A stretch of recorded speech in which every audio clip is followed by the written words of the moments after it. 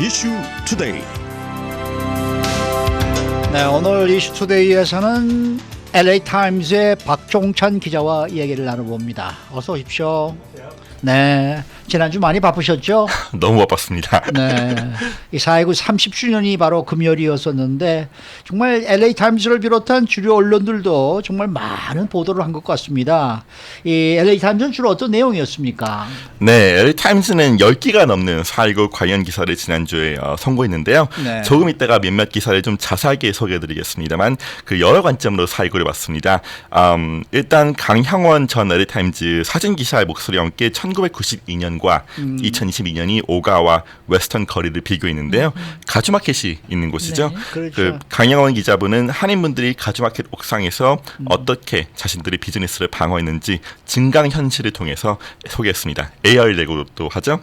그리고 또 360도 비디오를 통해서 임혜빈 페이스 회장님들 등의 한인 목소리를 담기도 했고 또 팟캐스트를 통해서도 이야기를 담았는데요.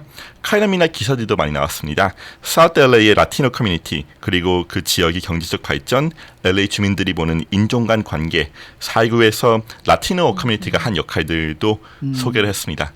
조금 더 자세하게 소개해드리도록 하죠. 네, 근데 지금 말씀하셨잖아요. 사우스 LA의 라티노 커뮤니티라고 말씀하시는데 이게 30년 전에는 흑인 커뮤니티였거든요. 그렇죠. LA가. 근데 지금은 정말 완전히 라티노 커뮤니티가 되고 말았더라고요. 네, 이제 한 절반이 넘는 사우스 LA 주민분이 라티노인 걸로 알고 있습니다. 저희에서. 자, 그러면은 이제 몇몇 기사를 좀 더 자세하게 살펴보겠습니다. 우선 한인과 흑인의 관계에 관한 칼럼이 지난주 수요일에 나왔는데 이 칼럼은 어떤 관점으로 바라보고 있었어요? 네, 그 지난주 그 프랭크 숑 칼럼니스트 그분이 글을 한번 소개시켜드렸는데 네. 이 분이 글을 하나 더 썼습니다. 지난주에 이 칼럼니스트는 그 한인 흑인 갈등은 그 미디어가 증폭시킨 프레임이라고 설명을 하면서 4.19 당시 한인이 주류 사회에서 목소리가 작았기 때문에 한인 리코스토어 오너들이 폭동의 희생자이자 악당, 인종차별주의 상징이자 희생양이 되었다고 말했는데요. 제대로 쓰셨네요. 네, 한인은 또 편리한 정치적 도구로 LAPD 그리고 백인들에 대해서 쓰였을지도 모르겠다고 얘기했습니다.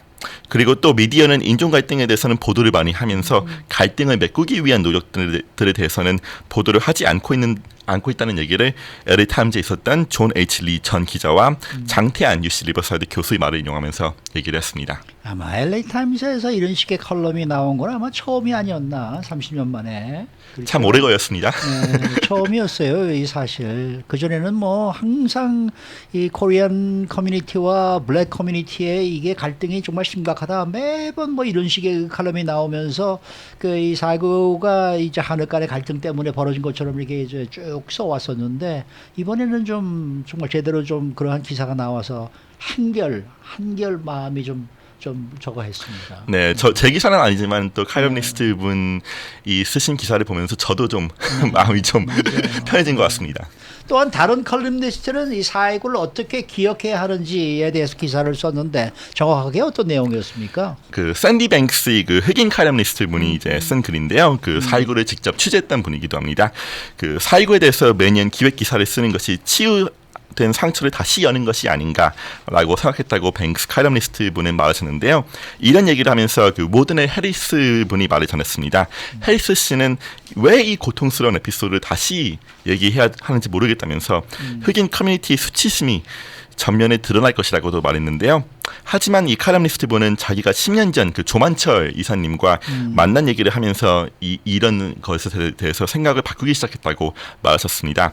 한인 피해자분들 그리고 이 몇백 명, 몇천 명의 피해자분들을 정신적으로 도우신 이사님과 얘기를 하면서 흑인과 한국인의 공통점을 자기가 흑인이지만 또 이해하기 시작했다고 말했는데요. 네. 자기 자신의 가족도 아웃사이더였으며 클리블랜드 외곽에서 미용실을 운영하던 자신의 아버지도 치안 부족으로 위해 총을 가지고 일을 했다면서 이 경험이 한인 상점 오너들과 많이 다르지 않다고 얘기했습니다. 한인과 흑인은 같이 형사사법 제도에 대해서 경찰에 대해서 배신을 당했고 버림을 당했다며 여전히 그 희생의 결과를 짊어지고 있다고 말했습니다. 이런 생각을 하는데 30년이 걸렸다면서 지루할 수도 있겠지만 매년 4.19를 생각하면서 새로운 통찰력을 얻을 수 있을지 모르겠다고도 말했습니다. 네. 네. 자, 또 이번에는 라티노계에 대한 기사들도 몇몇 있었는데요. 어떤 내용들인지 소개해 주시겠어요? 네, 그 구스타보 아위아노 칼럼니스트 분이 쓴 기사인데요. 지난주 수요일에 나온 기사입니다. 그 4.29 당시 사우스 LA의 친구를 데려다 주다가 살해를 당한 에듀아도 케네도 벨라 씨를 소개했는데요. 예. 라티노계도 4.29에 많은 영향을 끼쳤고 또 피해도 받았지만 언론은 이 커뮤니티에 대해서 얘기를 하지 않고 있다고 지적했습니다. 4.29의 사망자 중 3분의 1 그리고 체포자 중 절반이 이상이 라티노되면서 라티노계의 역할 그리고 인종 간 관계에 대해서 지적하지 않으면 또 다른 소요 사태가 일어날 수 있다고도 지적했는데요. 맞습니다. 또 아직도 존재하는 경제적 불평등의 문제에 대해서도 관심을 가져야 한다고 말했습니다. 이 얘기는 또 하는 갈등만 보는 것이 아니고 전체적으로 그렇죠. 백인들이 끼친 영향, 라티노 분들도 있는 영향들을 또 맞습니다. 생각해야 한다고 지적한 거죠. 네, 네.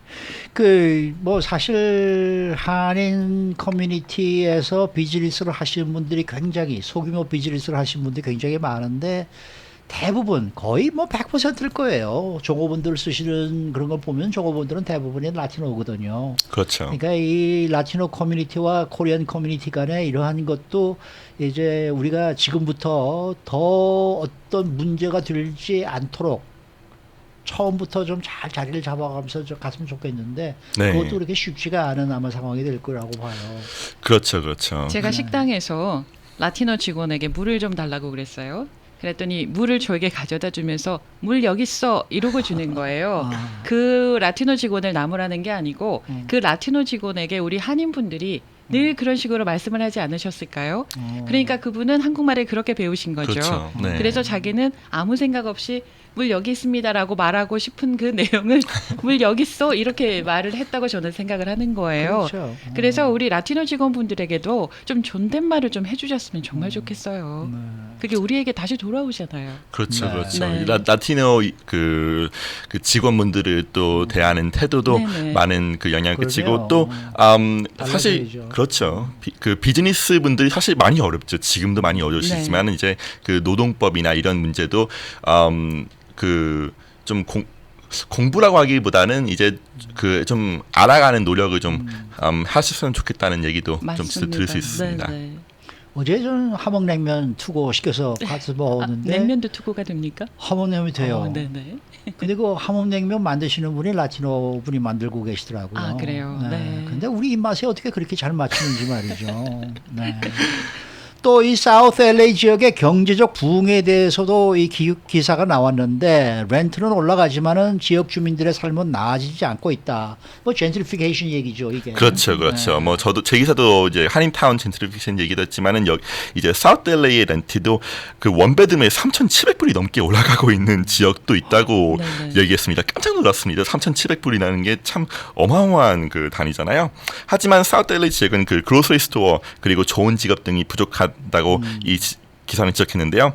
아직도 사우스 LA에 사는 가족은 다른 LA 카운티에 살고 있는 가족에 비해서 소득이 60%밖에 못 얻는다고 지적했습니다. 그리고 4.29의 이후로 생긴 빈 부지가 아직도 많다고 지적했는데요. 그래요? 네. 또 사우스 LA 백인 가족은 평균 1년에 84,000불을 벌지만 예. 흑인 가족은 36,000불밖에 벌지를 못한다면서 아직도 사우스 LA가 갈 길은 멀다고 지적했습니다. 네. 자, 그러면은 박준찬 기자분께서 한인타운에 대해서 쓴 기사 내용을 지난번에 간략하게 그냥 소개만 했었거든요. 네. 자세하게 좀 전해주세요. 알겠습니다. 그 제임스 한인회 회장님을 중심으로 그 한인타운의 변화 그리고 그 과거와 현재 그리고 미래를 얘기했는데요. 그 회장님은 그 1992년 당시 12살 소년으로서 자신의 아버지가 총을 들고 가게를 지키러 나가는 것을 경험해왔다고 말했습니다. 이제는 한인회 그리고 한인 커뮤니티 자체가 파워가 커지면서 시장 후보들도 한인회에 다 오고 한인 정치인들도 많아졌지만 아직 어떤 인종 간 그리고 어떤 그 사람들 간 균열이 존재하는지도 모르겠다고 회장님은 말씀하셨는데요. 한인타운이 또 젠트리피케이션이 오히려 커뮤니티를 나누는 벽과 장벽을 쌓는 것이 아닌가 하는 지적도 다른 분한테 들을 수 있었습니다.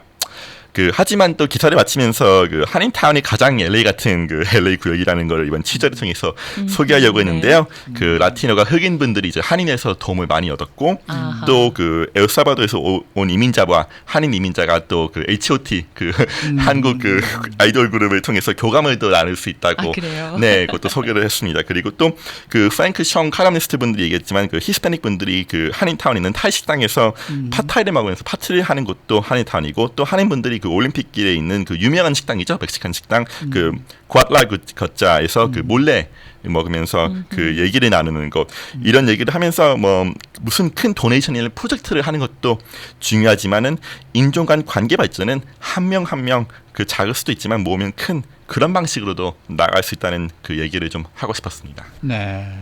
그 LA 타임스에 입사하시고 지금 처음으로 4.19 취재한 거 아니에요? 그렇죠. 올해가 그렇죠. 네. 이 4.19를 보내면서 기자분이 느낀 점은 어떤 게 있어요? 그 좀 정신 없었습니다. 연주한 취재를 하면서 정신이 없었는데 그 취재를 입사를 하면서 사실 처음으로 생각한 게 4.19를 어떻게 바라봐야 될까 좀 그 한인 사회에 많은 생각을 해볼 기회였는데요. 제가 느낀 건 30년이 지난 아직도 4.19는 많이 복잡하고 많이 뒤얽힌 얘기가 많은 그 사건이라는 것이었습니다. 사실 40주년이 돼도 50주년이 돼도 인종관계 진상규명 등에 대해서 그 똑같은 얘기를 할 수도 있지 않을까 생각도 했는데요. 하지만 그 지난 토요일 날 그 한인 1.5세와 2세대를 위한 그 리더십 컨퍼런스 그에 참석을 했습니다. 네. 그때 이제 이경원 그 원로 기자님이죠. 그 처음으로 이제 주류 사회의 그 그럼요. 한인 기자가 되신 분. 엄청난 대단한 일을 아주 하셨어요. 귀중하신 분이죠. 그렇죠. 네. 귀중하신 분이죠. 그 발언을 그 비디오로 제가 볼 수 있었는데요. 기자님은 1.5세가 2세가 4.19에 대해서 더 알고 진상규명을 위해 힘을 써야 된다면서 몇몇 명의 1세분들이 4.19 직후 한인타운에 모여서 평화행진을 한 것을 그리고 또 네. 재건에 노력한 것을 기억해야 된다고 울분을 토하면서 말하는 걸 제가 비디오로 네. 볼 수 있었습니다. 또 그분은 그 1.5세가 와 2세가 침묵과 희생의 1세대를 위한 첫 번째이자 마지막 방어선이라고도 얘기를 하셨는데요. 아직도 침묵하시고 희생하셨고 또 그렇게 계신 1세대 이민자분들을 위해서 저 같은 1.5세와 2세분들이 어떤 역할을 해야 되는지 생각을 좀 많이 해본 계기가 됐습니다. 네. 이제 앞날은 우리 박종찬 기자 같은 젊은 분들 어깨에 달려 있습니다. 그렇죠. 뭐 이제 우리들은 다 이제 물러가는 세대고 우리 박 기자 같은 분들이 정말 더 앞으로 나서서 이 한인 사회를 좀 더 주류 사회에 이렇게 접합시키는 일을 많이 해주셔야 되라고 봐요. 그 4.19가 이제 지난주도 얘기 드렸지만 4.19 직후에 이제 LA 타임스가 처음으로 이제 한인 기자분을 코닉한 그 기자님이 그 고용하셨잖아요.